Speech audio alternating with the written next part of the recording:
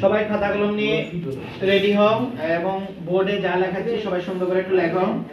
সনাতনী শিক্ষার্থী বন্ধুরা, আজকে আমরা বেসিক কিছু রুল হবে, সবাই সুন্দর করে লিখবে।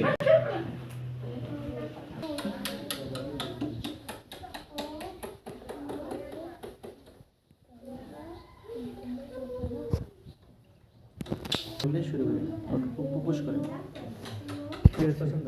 আপনি শো রাখবো, আমি শুধু মানে কথাটা লাইন যে ফলো করো। আমি বোর্ডে তোমাদের কি লিখেছি দেখো। প্রথমে বলেছি যে গীতা আমাদের অন্যায়ের বিরুদ্ধে ন্যায়ের প্রতিষ্ঠা করা, এটা শেখায়, রাইট কিনা? কিভাবে আমরা বুঝতে পারবো? কারণ কুরুক্ষেত্রে যখন যুদ্ধ হয়েছিল, সেটা কি যুদ্ধ হয়েছিল বলতে পারবে? ধর্মযুদ্ধ। কি যুদ্ধ হয়েছিল? ধর্মযুদ্ধ হয়েছিল। তাহলে সেই কথা থেকে আমরা জানি, সেই যুদ্ধ থেকে আমরা বলতে পারি এই যুদ্ধটা হয়েছিল অন্যায়ের বিরুদ্ধে। অন্যায়ের বিরুদ্ধে। আর সেই অন্যায়ের বিরুদ্ধে যুদ্ধটা করে ন্যায় প্রতিষ্ঠা করা হয়েছিল, নাকি ধর্ম প্রতিষ্ঠা করা হয়েছিল। তাহলে আমরা যখন গীতা পড়বো, গীতা জানবো, ধারণ করব, তখন আমরা বুঝতে পারবো যে শ্রীমদ্ ভগবত গীতা আমাদের অন্যায়ের বিরুদ্ধে ন্যায়ের প্রতিষ্ঠা করা শেখায়, রাইট কিনা?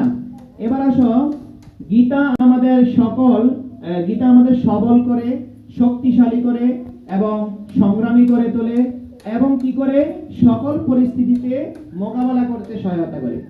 জিদা কি করেছে? মোকাবেলা করে, সংগ্রাম করে টিকেছিল, রাইট কিনা? আচ্ছা, 3 নাম্বার একটা পয়েন্ট হচ্ছে শ্রীমদ্ ভগবত গীতা আমাদের কি শেখায়? মৃত্যু ভয়কে রোধ করতে শেখায়। মৃত্যু ভয় তো সবারই আছে, আছে না? হ্যাঁ, মৃত্যু ভয় সবার আছে। এখন দেখো, এই মৃত্যু ভয়, সবাই কিন্তু মরতে হবে, সবার মধ্যে কিন্তু মৃত্যুর ভয় আছে। মৃত্যু আর মৃত্যু ভয় এক জিনিস নয়। কি বলেছি? মৃত্যু আবার মৃত্যুর ভয়, এটা যে এক জিনিস। একটা হচ্ছে মৃত্যু অবিসম্ভাবী। তাই শ্রীমদ্ ভগবত গীতায় স্পষ্ট করে 2য় অধ্যায়ে ভগবান শ্রীকৃষ্ণ অর্জুনকে কি বলেছিলেন?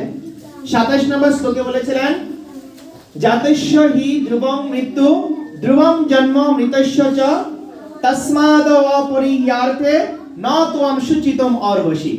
অর্থাৎ বলেছিলেন, হে অর্জুন, তুমি এই দেহের জন্য কেন শোক করছো? যে জন্মগ্রহণ করবে তার মৃত্যু অবিসম্ভাবী, এবং যে মৃত্যুবরণ করবে তার জন্ম পুনরায় হবে, একমাত্র মোক্ষ প্রাপ্তি না হলে।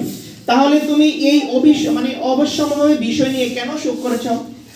তাহলে শ্রীমদ্ ভগবত গীতা মরতে যেহেতু হবেই, তাহলে শ্রীমদ্ ভগবত গীতা আমাদের কি শেখায়? মৃত্যু ভয়কে রোধ করা শেখায়।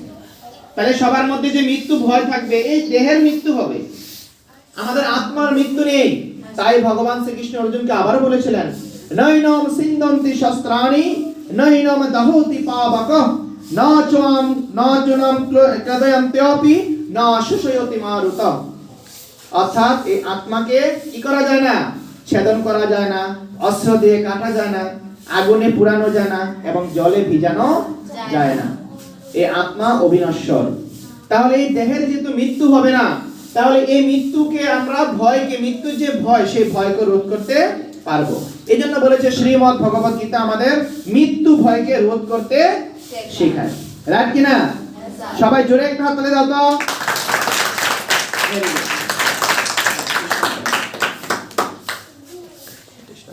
আচ্ছা,